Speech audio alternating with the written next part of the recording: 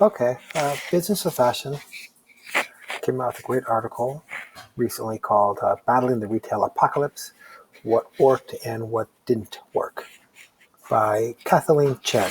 Thank you, Kathleen.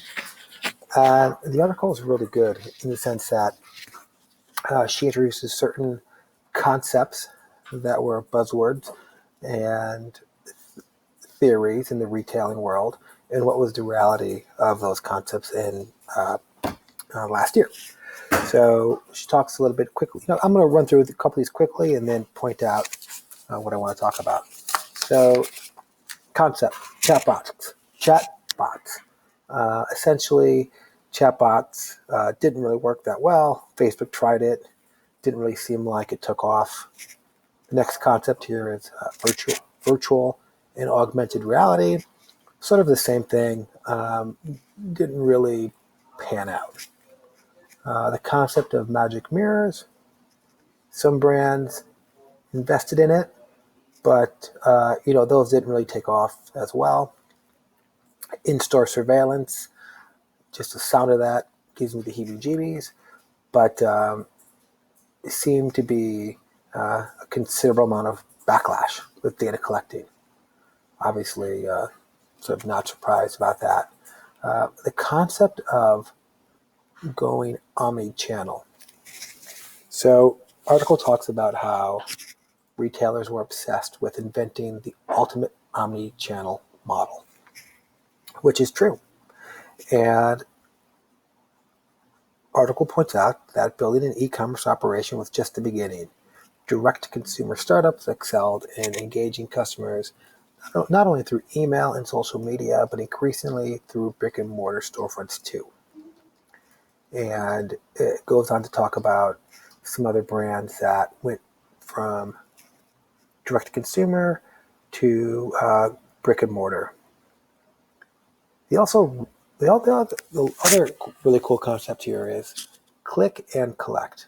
Now, frankly, this is just a term I've started hearing in the last, call it year, hearing in any sort of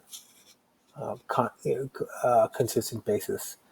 And it makes a lot of sense, right? You buy it online, you go to the store, and you pick it up.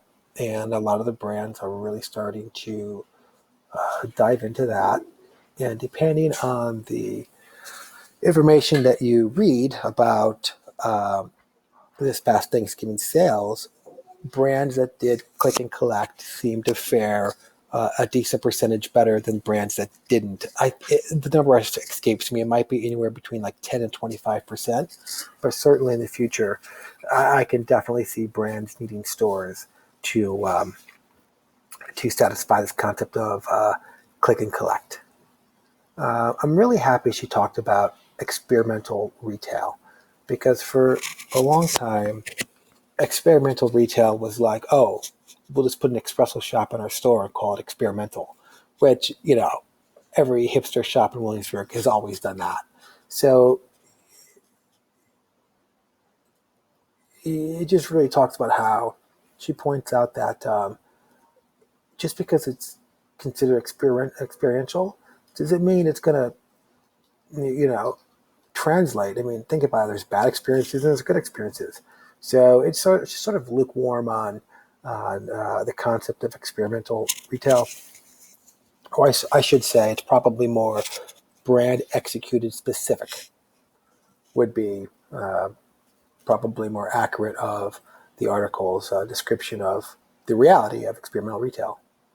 I'll put a link to this article in LinkedIn and wherever else I post this. Thank you.